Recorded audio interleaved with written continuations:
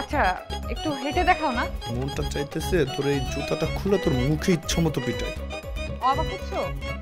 এখানে অবাক হওয়ার কিছু নেই, বিয়ে শাদিতে একটু একটু এরকম দেখে। একটু হেঁটে দেখাও।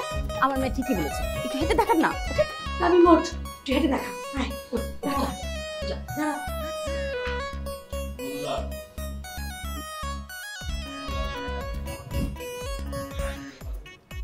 দাঁড়িয়ে আছো কেন? হাঁটো হাঁটো, রোবটের মতো দাঁড়িয়ে আছো কেন? এই যে ভালো মতো দেখেন, আমার ভাই খুব সুন্দর করে নিজের পায়ে হাঁটতে পারে, দেখেন। আচ্ছা আচ্ছা, আপনার ছেলে তার হাত ছেড়ে দেন। এই তো একা একা হাঁটতে পারে, বোনকে ধরতে হয় না। মাশাআল্লাহ। আন্টি আমার এই বিয়েতে কোনো আপত্তি নাই।